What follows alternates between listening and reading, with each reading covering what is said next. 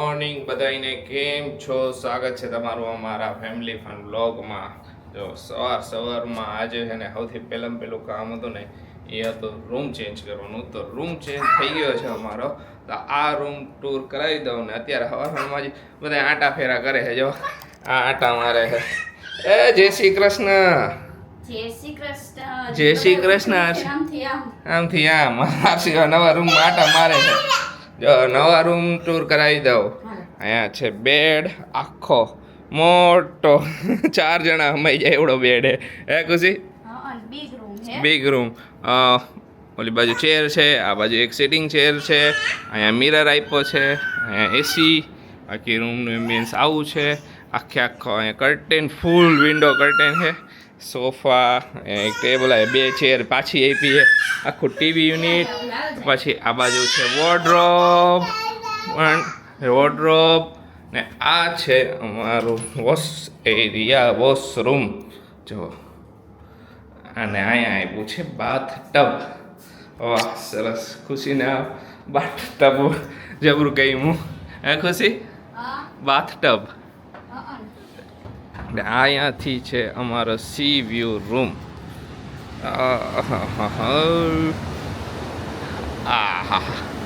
View જો અહીંથી. Yes, super. ત્યાં છે લાઇટ હાઉસ, અમારે ત્યાં વિઝિટ કરવા જવાની બાકી છે, પણ અમે આજે જશું. બરાબર ને? આજે અમે બીચ ને એવું બધું રાખ્યું હોય આજના માટે. ફૂલ રિલેક્સેશન ડે, બીચ. પછી ભૂર્યું નહીં છે. ના ના, મારે તો અહીંયા નાવું છે.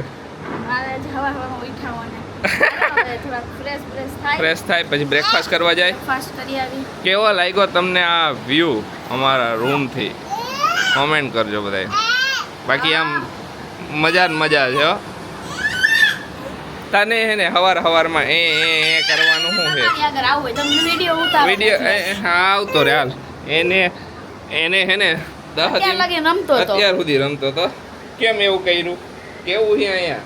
એને કાલ રાત્રે છે ને દરિયો થોડોક વધારે અવાજ કરતો હતો, તો કાલ રાત્રે એવો બીવે ને કે થોડોક અવાજ આવે રૂમમાં. અહીંયા બધે હોય ને એટલે એટલો ગાજતો હતો ને. હે ખુશી?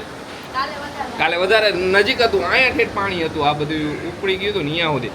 આ આગળનો એટલે આ બાજુ કેમ આગળનો પાર્ટ છે ને એકદમ આ પારી અહીંયા સુધી હતો રાત્રે. તો ખુશી હું બહાર ગયો ને ત્યારે તો બહુ આગળ આવી ગયો હતો. કાઈ નહીં, હાલો આજે જો એકદમ રિલેક્સ કરવું છે. હા, કામ હે, વિડિયો એડિટ કરવાના હે, એ બધું કરી નાખશું. ઓકે.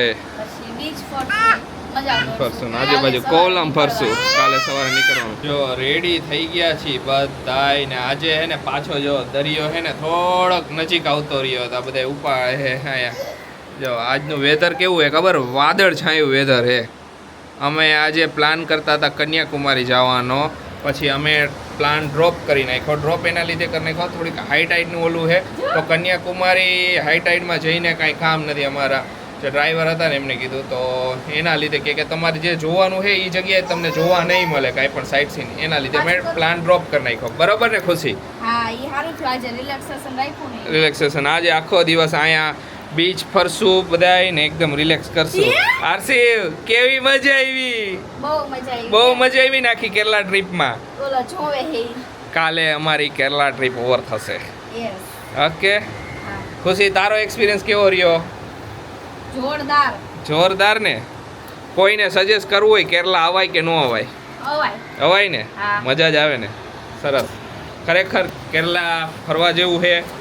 નો ડાઉટ તમે અમે કીધું એમ ફૂડમાં તમારે થોડું ઘણું કોમ્પ્રોમાઇઝ કરવું પડે, પણ જો તમે કોમ્પ્રોમાઇઝ કરી શકતા હોય તો કેરલા શ્યોરલી જોવા જેવી જગ્યા છે. નહીં, બધી રીતે તમે તમે એક મોડર્ન કલ્ચર તરીકે તમારે ફરવું હોય તો એવા પ્લેસ છે. મોડર્ન તરીકે બીચીસ ને એવું બધું જોવું હોય તો એના માટે છે. એકદમ કલ્ચરલ જોડાયેલા આર્ટ એન્ડ ક્રાફ્ટ બધું મિક્સ છે. એવું નથી કે મોટાને જ મજા આવે, નાનાને મજા. બધી ટાઈમ વેસ્ટર્ન જે થોડોક થોટ રાખતા એ લોકોને મજા આવે એવું, જે કલ્ચરલ જોડાયેલા એ લોકોને મજા આવે એવું. મંદિર જેને જોવું હોય મંદિર, એટલા સુપર મંદિર ને બધાય મજા આવે એમ જોવે. ને અમે જે પદ્મનાભમ સ્વામીનું મંદિરમાં જે અંદર ગયા હતા ને, અંદર જે ડિટેલિંગમાં બધું હતું ને બહુ સુપર. એ વસ્તુ એને બતાવી તો હકી એમ હી નહીં કે અંદર બધું. બાકી જેમ ગયા છે જેમને જોયું છે એમને ખ્યાલ જ હશે. એ મંદિરના તો 4 તો રસ્તા, કયા રસ્તેથી જાઉં ને કયા રસ્તેથી બહાર નીકળું ને કાંઈ ખ્યાલ જ ન આવે. એ ખુશી કેટલા રસ્તા,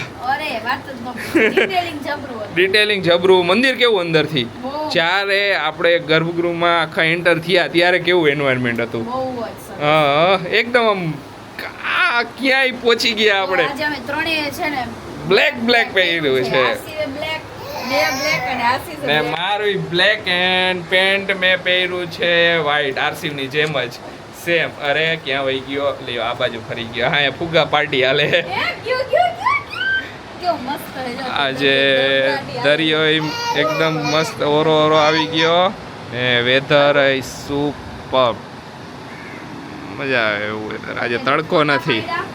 હા થોડુંક ફોટો સેશન કર્યું.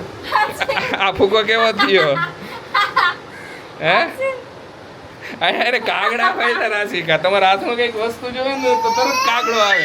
હમણાં આરસીના હાથમાં ભૂંગળું હતું ને તો આવીને ભૂંગળું જેવું પડ્યું ને એવું હાથમાં લઈને વહી ગયો. ભૂંગળું લઈને વહી ગયો કાગડો. કાઈ નહીં, હવે જો ફોટો ક્લિક કર્યા, એન્જોય કર્યો, થોડુંક લંચ કરતા આવી. હાલો હવે લંચ કરશું. લંચ ટાઈમ થઈ ગયો. એ વરસાદ આવ્યો. લ્યો કેરલામાં વરસાદ ચાલુ થઈ ગયો. જો સારું થયું ને સારું થયું આજે ક્યાંય ગયા નહીં, નકર ઓલો થઈ આજે આગાહી હતી વરસાદની. તો જો અત્યારે વરસાદ આવવા માંડ્યો. લાઈટ એકદમ વરસાદ આવે. સ્વિમિંગ પુલમાં દેખાતો હોય છે, બાકી ઓમ તો નહીં દેખાય. લાઈટ વરસાદ આવે છે. વેધર પરથી ખબર પડે છે. જો અત્યારે નીકળ્યા છીએ બીચ વોક ઉપર. જબરદસ્ત. આજે એટલો સવારે વરસાદ પડ્યો. અમે જે ડિસિઝન લીધું કન્યાકુમારી ન જવાનું એ સારામાં સારું હતું, કેમ કે બપોરે છે ને હાઈ ટાઈડ વધારે હતી. એટલી વધારે હતી ને તો દરિયો ઠેઠ આગળ આવી ગયો હતો. તો કન્યાકુમારી ગયા હોત ને તો અમારા બધાય પ્લાન ઉપર પાણી ફેરવી નાખે. એવરી એના કરતાં જે થયું ને સારું થયું. આરામથી જો ફરી બીચ ઉપર. હવે દરિયો આમ વહી ગયો. આરસી ભૂક્યા આરસી ભૂક્યા હું બધો ભૂક્યા આખી આ લાઈન છે ને અહીંથી લઈને ઠેઠ આખી બીચ વોકે ઠેઠ ઉવા સુધી ને અહીંયા બધી શોપ્સ છે.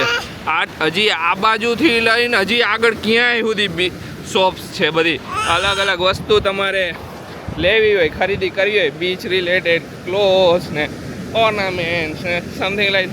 અને જો અત્યારે આજે એક કોમેન્ટ હતી કે આરસીયુને મોજા પહેરાવતા હોય તો અહીંનું વેધર છે ને બહુ વધારે પડતું ગરમીવાળું છે.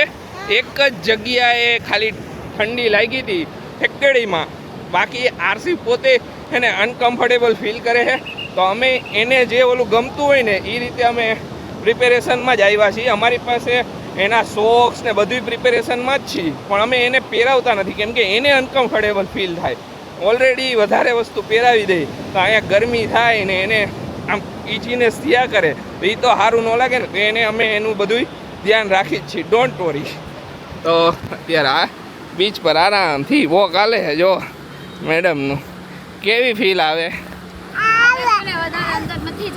હા આજે લાઈફ ગાર્ડ અહીંયા ઊભા છે બહુ અંદર. હાવ ના જ પાડે છે.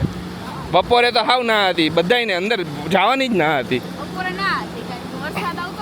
હા હાલો બધા બીચ વોક કરવા. ખરેખર બહુ મસ્ત બીચ છે. બધાય બીચ કોલમના સુપર બે.